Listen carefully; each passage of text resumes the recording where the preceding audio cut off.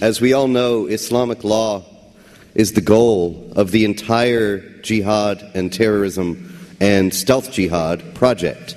The goal is to impose Islamic law over the world. That is an imperative based in the Quran and in the teachings of Muhammad.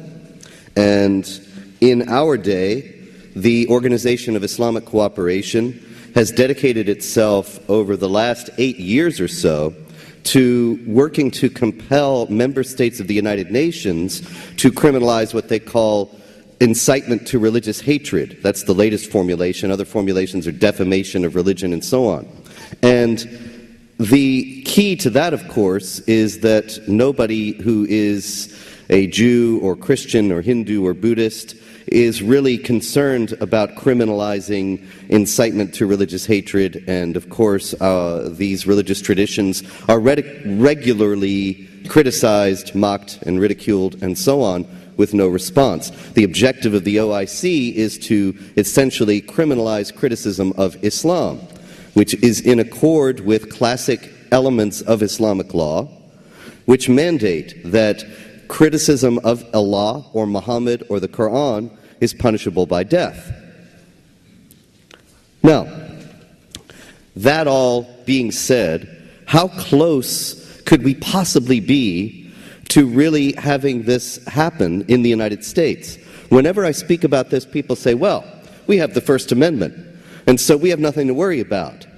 They can't do that here. The First Amendment will stop them.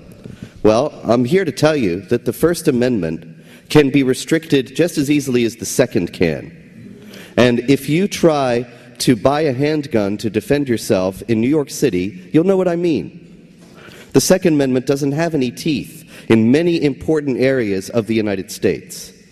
Now, how close are we to the loss of the First Amendment? Well, I'll tell you, the Obama administration in its first term already enacted hate crimes laws.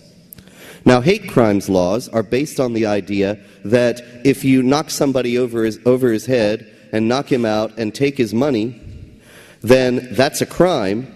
But if you knock somebody over his head and knock him out and take his money while calling him a racial slur, that's worse. That's a hate crime, and that will get you even further punishment. Now, hate crime, therefore, is based on the idea of hate speech. You cannot have a hate crime without speech that is criminalized. Now, the problem with that is nobody is going to defend, and nobody's interested in defending what is genuinely hateful speech or racial slurs or anything of that kind, but criticism of Islam is being put under that rubric. Now, how close are we to seeing this actually happen? Well, let's look at Benghazi. Benghazi, everybody is focused on the cover-up, and Petraeus, as you probably know, just testified that he put that it was Al-Qaeda in his notes, and then it was deleted by someone as yet unknown, and that he himself obviously then conveniently forgot that Al-Qaeda was involved when he gave his first testimony on the matter in September, when something else was hanging over his head. But what nobody is focusing on is how this was covered up. The Muhammad video was immediately blamed by Barack Obama, Hillary Clinton, Susan Rice, Jay Carney, and others in the Obama administration. They all said, as if it were a coordinated strategy, that the problem was this offensive video about Muhammad that was on YouTube and had 17 views before they started rioting about it, and that was the problem. Now look, everybody knows now that it had nothing to do with the video, but the fact that they chose this video to blame has very important implications for the freedom of speech. What they are saying is that it is our fault that the Muslims in Libya rioted and stormed the consulate and murdered the ambassador and the other personnel there. If we had not insulted Islam, this would not have happened. And so, how do we fix the problem? Stop insulting Islam. And how do we do that? Enact hate speech laws that will restrict First Amendment rights for those who incite to religious hatred, which means tell the truth about Islam's violent doctrines. Just this morning, before I came down here, I went online and I saw another thing that has just come out that you may not have heard. And that is the popular radio host Bubba the Love Sponge. I'm sure you're all big fans of his. Bubba the Love Sponge, I just heard of him myself, but sounds great. Bubba the Love Sponge was going to deep fat fry the Quran. And Petraeus and John Allen, the other leading general in Afghanistan, Allen was actually Petraeus' successor as the commander-in-chief of the forces in Afghanistan when Petraeus went to the CIA. They both contacted this Jill Kelly figure who has some mysterious involvement in all this, and they asked her to prevail upon Bubba the Love Sponge not to deep fat fry the Quran. Now here again, I really would be much more in favor of chicken being deep fat fried than Qurans, but the fact is that if somebody is going to do that, that is a protected right that he has to do it under the First Amendment. And you may think it's stupid or silly. You may think that it's ridiculous or even offensive and hateful, but he has the right. And two generals of the United States Army, and one of them the director of the CIA, call upon this strange character Kelly, or Qawam, to prevail upon Bubba the Love Sponge not to do this.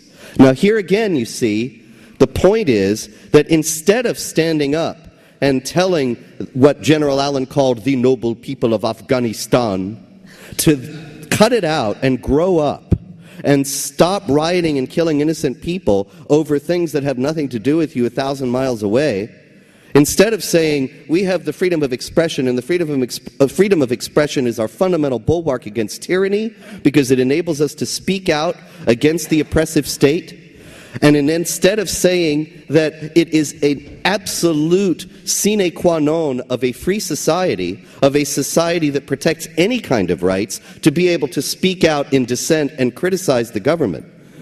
And therefore, we all have to put up with some annoyances and irritations because people will be speaking out against us as well. Instead of standing up and explaining and using this as a teaching moment and saying, this is why we have the freedom of speech, instead, once again, they're reinforcing the principle that when people are going to riot and kill, we must give in to them. That violent intimidation and terrorism work. And that if you don't want somebody to say something, just kill somebody else, and they'll shut up. And this is the position of the United States government under Barack Obama. That if you will riot and kill for what you want, we'll give it to you. And what they want is for us to shut up about Islam and about jihad, so that when the jihadis scream Allahu Akbar and quote the Quran and hold up the Quran with an AK-47 in the other hand, and when they explain that they have an imperative before Allah to kill Jews and destroy Israel and to wage war against non-Muslims and subjugate them under the rule of Islamic law, we can't say anything about it. We cannot quote them, we cannot point it out, because that would be to criticize Islam.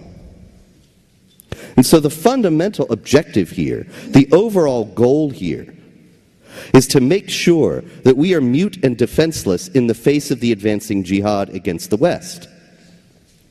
And simultaneously, to bring a fundamental element of Islamic law to this country in the form of hate speech laws.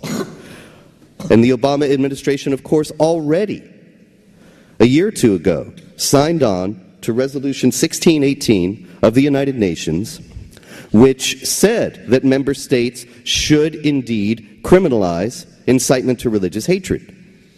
And they had to put a caveat in there. Well, we have the First Amendment, and states that have free speech protections, of course, should work on other ways to do this. And so we have the United States government on record against the United States Constitution, and saying that states that have something like that should work on ways to circumvent it. All it takes is 5 judges on the Supreme Court, and it's over. All it takes is 5 judges, and the First Amendment can be effectively defanged, And then there is no response to what they do, because any response to what they do will be criminalized. Thank you very much.